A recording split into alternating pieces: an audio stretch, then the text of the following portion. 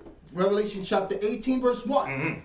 And after these things I saw another angel come down from heaven, having great power, and the earth was lightened with his glory. Come on. And he cried mightily with a strong voice, saying, Babylon the Great is fallen. So John sees in a vision that Babylon the Great, which is the United States of America, is fallen. Go ahead. It's fallen and has become the habitation of devils. Because when this place is destroyed, John sees in a vision that this place becomes a habitation of devils. Just like Isaiah 34 says. Go ahead. And the hold of every foul spirit, and a cage of every unclean and hateful Because word. only the owls and the ravens and the vultures are going to inhabit this place. Go ahead. For all nations have drunk of the wine of the wrath of her fornication. So how do you know this is talking about America? Read that part again. For all nations have drunk of the wine of the wrath of her fornication. For all nations have drunk of the wine of her wrath. Her wine, America's wine, is their politics, their religions. All nations take part in one or the other. Read that part again. For all nations have drunk of the wine of the wrath of her fornication. So what nation are all nations following? Are all nations following China? No. Are all nations following Africa? No. Are all nations following Kuwait? No. All nations are following the United States of America. People dying to get in this country. Exactly. They gotta close the borders up. Exactly. Come on. For all nations have drunk of the wine of the wrath of her fornication, and the kings of the earth have committed fornication with her. Meaning all the kings of the earth have joined they've politically joined or religiously joined with America. Go ahead. And the merchants of the earth are waxed rich through the abundance of her delicacies. So all the nations that do buying and trading with America have become rich. Come on.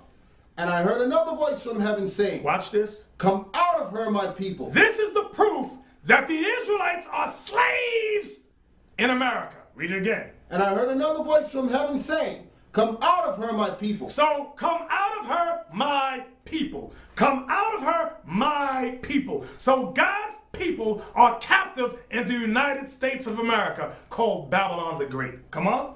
Come out of her, my people, that ye be not partakers of her sins. That you be not partakers of her sins. So God wants us to come out mentally, come out spiritually. That's what he's talking about. Don't take part in the sins that are taking place here in America. Come on. And that you receive not of her plague. Because if you take part in the sins of America, you shall receive of the plagues of America. What verse was that? Verse 4. Come on. For her sins have reached unto heaven. For the sins of America have reached unto heaven. Remember, 1969, America did what? They claimed the moon for theirs. That's saying the same thing Habakkuk chapter 2 said that we just read in verse 9. So read it again. For her sins have reached unto heaven, and God hath remembered her iniquities. And God has remembered her iniquities. That was down to 5? That was 5. Now watch this. Go back now to Nehemiah chapter 9 and verse 2. No, I'm sorry, Isaiah 13. Isaiah 13, verse 12. How could I forget this? This is going to follow up with Habakkuk 2, Revelation 18. Now we're in Isaiah 13. We want 12 to 16. Isaiah chapter 13, verse 12. Now you might have thought, oh, man, did he change the topic? No, we're still dealing with interracial marriage. Remember, it said all nations are here. So now it says, come out from amongst them, right? That you be not partakers in their sins. You're not meant to join in their religions, their politics, and you're definitely not supposed to be marrying these people of other nations. Now watch this. Isaiah 13, verse 12. Isaiah chapter 13, verse 12. We're reading 12 to 16. I will make a man more precious than fine gold. So God says he will make a man more precious than fine gold. So your black boys and Latin boys, God promised, he shall make them more precious than fine gold. Watch this. Even a man than the golden wedge of Ophir. Come on. Therefore I will shake the heavens, and the earth shall remove out of her place. So God will shake the heavens, and the earth shall remove out of her place. What is that talking about? Thermonuclear destruction when Christ makes his second coming. Come on. And the wrath of the Lord's hosts, and in the day of his fierce anger. Come on. And it shall be as a chaste roe. And it shall be as a chaste roe. The it here is talking about the Babylonians. Not the ancient Babylonians, which were the Ethiopians, but the people of Babylon the Great. Who are the people of Babylon the Great? The so-called white man, Edom. And it, read it again. And it shall be as a chaste roe. So the so-called white man is going to be like a chaste roe, which is a chaste deer. Go ahead. And as a sheep that no man taketh up. And in this day, no man's going to take up this man. No man's going to try to protect this man. Listen good to what the prophecy says. Watch this. They shall every man turn to his own people. The prophecy is, when the day of this destruction, every man shall turn to his own people. Every man shall turn to his own people. Go ahead. Now, why is that important? Because we read that in this place, it's a mixture of all nations. You have all people and nations and kindreds here. The prophecy, read that again. They shall every man turn to his own people. Come on. And flee everyone into his own land. Everybody's going to try to run to their own land. Watch this. Everyone that is found shall be thrust through. Everyone that is found shall be thrust through. Meaning, who's that talking about going to be thrust through? The so-called white man. That's the chased deer. That's the chased roe. Because now it's judgment time. This is judgment upon the so-called white man, the nation of Edom, who rules Babylon the Great. Judgment is coming on them here. Read that part again. Everyone that is found shall be thrust through. Everyone that is found shall be thrust through. Go ahead. And everyone that is joined unto them shall fall by the sword. Everyone that is joined unto them shall what? Shall fall by the sword. You remember the Rodney King verdict? Remember what happened. I need you to open your minds. When Rodney King and, I think it happened with OJ too. When people went crazy. Reginald Denny, right. That was pulled him out of the truck, right. Hit him in the head with that plate. And every black woman that was holding on to the white man, I'll protect you, got her behind whooped, almost put to death. So we're reading. This is going to be a step higher than that. Okay, read that part again. Everyone that is found shall be thrust through, and everyone that is joined unto them shall fall by the sword. So you brothers want to marry the white woman? You sisters want to marry the white man? The Bible said what? Everyone what? And everyone that is joined unto them shall fall by the sword. Come on. Their children also shall be dashed to pieces. My biracial baby. My biracial baby. Go ahead. Their children also shall be dashed to pieces before their eyes. Now, you know why that's heavy right there? A lot of you sisters, and I've met many of you when I was growing up, they would always say, I don't want no black man. I don't want no dark. He definitely can't be dark skinned. They go, I want the white man because I want my baby to be light skinned in it. I want him to have blue eyes and green eyes. I want him to have straight yellow hair. I can say that nothing their loved ones can say will change the fact that they feel trapped inside hideously ugly faces and bodies. Our next guest, Alicia, says that in her case, the reason she feels so ugly is because her mom, Essie, made her feel that way. Alicia, tell us your story. Actually, all my life I felt ugly because of my dark complexion. When I was younger, my mom would make differences between my sister and I. She would dress us in outfits that were similar and alike, but she would comment on how pretty or nice she looked, but I never got the same comments. And also in school, when we were referred to, we would both get in trouble. And when I get in trouble, she get in trouble too. They would refer to me as the dark one instead of the light one. And my mom would also compare us to the point to where she would discipline me harsher than she would my sister. And you think it's because of your skin coloring? Well, yeah, she would make comments on the fact that I reminded her of my dad. My dad was dark complected too, and she disliked him and took it out on me to the point and said she, you know, disliked me because I looked like my dad. Well, no, when I was growing up with my mom, my son, when I was carrying my older son, she would tell me the comment that she wished my son was not dark. She didn't want a dark grandbaby, and that affected me. Well, tell her, how did that affect you? It made me feel unloved. Yeah. It made me feel you didn't accept me for being a dark-skinned daughter instead of the bright daughter. But do you realize, Mom, that she would rub her face with a scouring pad to try to lighten her skin? No. You didn't know that? No. Lauren, you have a theory on this. Yes, well, this stems from some very deep-rooted issues in the African-American culture and community. It stems from slavery. They're all going, yeah, it is. And these issues are very alive and well. I see many African-American sisters and brothers in the audience going, yeah, because we've all grown up with that. We live in a society dominated by white media, white images, and therefore we're bombarded with this notion that whatever is closest to white is right. That's what a lot of you sisters have said. And I grew up listening to your evil speech. But you know what? The Most High is going to get the last laugh. And you know what's the only difference between you and the black man, black woman? The black man that repents, if his children are Israelites, if they get their minds right, those children are Israelites. They can be saved. They can be delivered. But there's something different with you, black woman. Your children is not going to be the seed of Israel. Your children, black woman, will be the seed of the white man. Now, Candace was here to see if her ex-boyfriend Andrew was the father of her biracial child. Candace said that Andrew admitted he's a racist and would never claim a biracial child. Take a look at this. I'm here because I had a biracial child with a man who, just what I'll say, he's a racist. And it's strange because he's white and... Wait a minute. You have a biracial child with a man who is a racist. Yes. Your children will be the seed of the Chinese man. Your children will be the seed of the Arab or the African man. That's right. There's no salvation for them. Salvation. No salvation for them. They're going to get punished. Read that again so they understand. We ain't putting words in the Bible's mouth. Call the verse and read it. Isaiah chapter 13, verse 16. Their children also shall be dashed to pieces before their eyes. Their houses shall be spoiled and their wives ravished. What verse is that? That was 16. Now, so we can't change it, sister. Brother, we can't change the prophecy. Now watch this. Go to 2 Corinthians 6, verse 14. 2 Corinthians chapter 6. 2 Corinthians 6. Now remember we read in Nehemiah 9. Okay, read Nehemiah 9 real quick for us so we don't forget the thought. Nehemiah 9 and 2. Nehemiah chapter 9 verse 2. Watch it. And the seed of Israel separated themselves from all strangers and stood and confessed their sins. So now, let's see if that changed in the New Testament.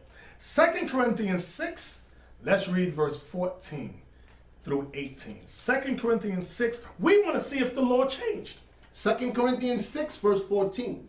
Be ye not unequally yoked together with unbelievers. Be not unequally yoked together with unbelievers. Go ahead. For what fellowship hath righteousness with unrighteousness? What fellowship hath righteousness with unrighteousness? And what communion hath light with darkness? Come on. And what concord hath Christ with Belial? Come on. Or what hath he that believeth with an infidel? That's the other nations too. Go ahead. And what agreement hath the temple of God with idols? Watch this. For ye are the temple of the living God. You Israelites, you are the temple of the living God. Come on. As God hath said, I will dwell in them and walk in them, and I will be their God, and they shall be my people. Come on. Wherefore come out from among them, and be ye separate. Wherefore, wait, we got to read that again, because that's saying the same thing Nehemiah 9 and 2 said. Read that again. Wherefore come out from among them, and be ye separate. Read it again. Wherefore come out from among them, and be ye separate. Read it again. Wherefore come out from among them, and be ye separate. Wherefore come out from amongst them, and be ye separate. So what are you brothers talking about? It's okay to marry women of other nations. What Bible are you reading? And you black women, are you just crazy? Y'all just sitting around waiting for death to come your way, because that's the prophecy that's going to come. Death and destruction upon you and your children. And a lot of you brothers that got wives of other nations, you better watch your children. Because a lot of times the wives are the ones that raise up these little kids you got. And your white wife or your Chinese wife is the one filling their head with foolishness. Like Tiger Woods' mom filled his mind with Buddhism. Okay? He's talking about, well, if I had just remained being a Buddhist, I wouldn't be in a sex scandal. Oh, yes, you would. That's why the law said there would be snares and traps amongst you. The Most High know what he's talking about. The Most High knows what he created of all the nations. You think God didn't know what he meant? Watch this. Deuteronomy 32 and 7, I think it is. Watch this. Deuteronomy 32 and 7. Read that quick. I think that's it about the Most High, the nations.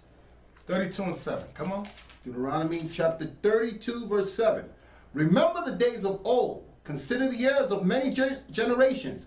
Ask thy father, and he will show thee. Watch verse 8 is the point. Thy elders, and they will tell thee. Watch this. When the Most High divided to the nations their inheritance. When the Most High divided to the nations their inheritance. When he separated the sons of Adam. When he what? When he separated the sons of Adam. When he what? When he separated the sons of Adam. God always separated the nations. But America has taught you, no, we shall bring all nations together. And you foolish black men, you foolish black women, you foolish Latin men, you foolish Latin women have fallen for the wine of their fornication. You've fallen for their lies. And said, I can marry any nation I want to marry. And you've disregarded your creator. You've disregarded the one true God and his son, Jesus the Christ. Back to Corinthians now. Back to Corinthians. So you see, there's no private interpretation. We're going precept upon precept upon precept, showing you the Bible has not changed. You've changed. You've been manipulated. You've been deceived. What verse you at? Verse 17. Call the whole thing? 2 Corinthians 6, verse 17. Come on. Wherefore come out from among them, and be ye separate. Wherefore come out from amongst them and be ye separate. Where are we reading? The New Testament. Come on. Wherefore come out from among them and be ye separate, saith the Lord, and touch not the unclean thing. Touch not the unclean thing means what? Don't be partakers in the sins of America. Don't be partakers in their lies here, their religious lies, their political lies, talking about, I can marry whoever I want, and I can celebrate their holidays. God bless us all. Everyone, that's a lie. That's a lie. Come on. And touch not the unclean thing, and I will receive you. So the only way God's going to receive you is if you touch not the unclean thing. Don't touch their political lies, their religious lies. Don't fall for the lies in their constitution. The Bible is your constitution. This is your book, black man and Latin man. This is your constitution. Believe it and repent, okay? So with that, brothers and sisters, we can't keep this telecast going on without you. We need your financial help. We need your donations. And for more information, visit our website at www.israelunite.org. And with that, brothers and sisters, we give all praises to the Most High and His Son, Jesus Christ, and we say, Shalom. Shalom, Israel. For a copy of this show and all other shows, please visit our website at originalroyalty.com.